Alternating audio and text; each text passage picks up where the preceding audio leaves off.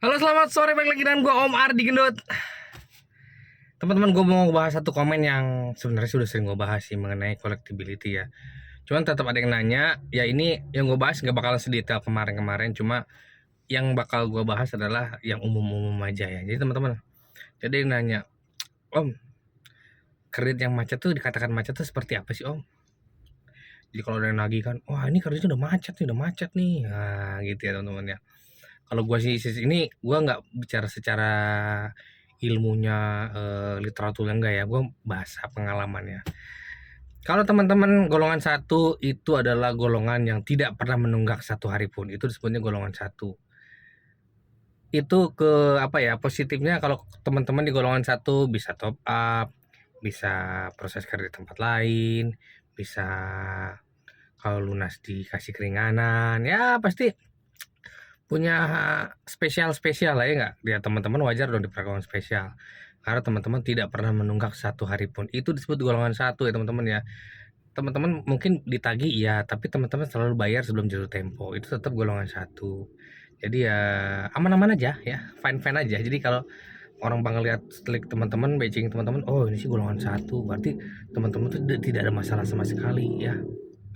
Nah, kalau sudah masuk golongan 2 itu sudah menunggak namanya ya. Belum macet, belum. Golongan 2 sudah menunggak, ada yang bilang pra NPL. Jadi golongan 2 itu nunggaknya maksimal 3 bulan ya. Itu selama berturut-turut ya teman-teman. Jadi kalau misalkan teman-teman sebulan nunggak bayar, itu masih golongan 2 tetap ya. Jadi sepanjang teman-teman menunggak hari pertama sampai 3 bulan berturut-turut ingat ya. Jadi kalau masih store nggak ini apa, tetap golongan 2. Berturut-turut itu masih golongan 2 namanya menunggak. Apakah bisa di top up ditambah? Udah nggak bisa ya. Ini gue terang-terangan aja ya. Yang bisa ditambah, di top up, di proses tempat lain itu golongan satu yang tidak pernah menunggak satu hari pun. Tapi Om, teman saya bisa, tapi ya dengan pertimbangan misalkan sudah lunas, ya nggak, sudah bertahun-tahun lalu, ya, nah, itu masih bisa.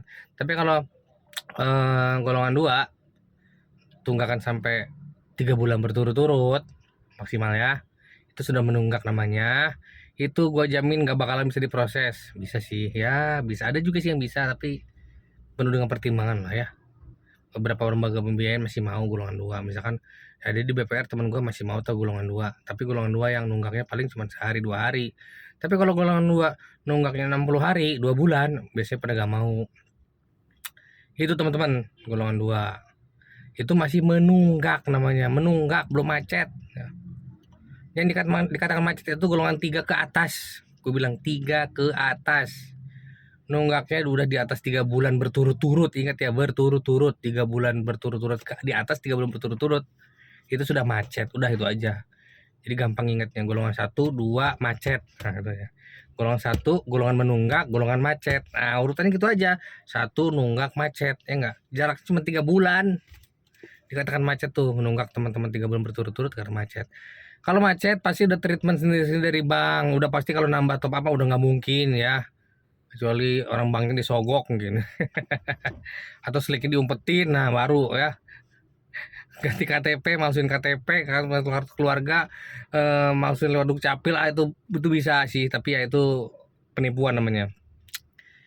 Ya jadi nggak mungkin golongan 2 aja nggak bakalan ditambah diproses, apalagi golongan 3 udah nggak mungkin. Harusnya ya secara normal ya.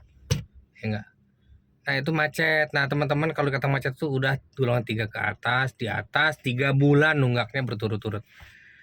Ya treatment banyak ya, pasti teman-teman akan dikasih surat somasi, akan diancam jual jaminan, disuruh jaminan jual sendiri dulu, baru dilelang terakhir.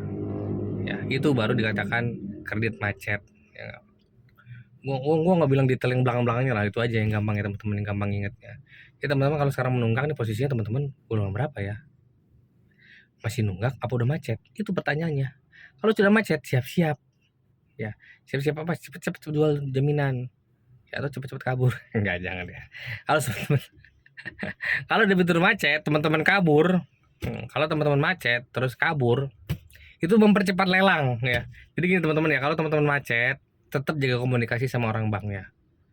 Karena biasanya orang bank ini masih ngasih kesempatan buat teman-teman jual sendiri. Tapi kalau teman-teman kabur ngilang, oh itu cepet tuh dijualnya. Karena teman-teman sudah dianggap tidak kooperatif lagi ya. Jadi udah ini mah udah nggak kooperatif, macet.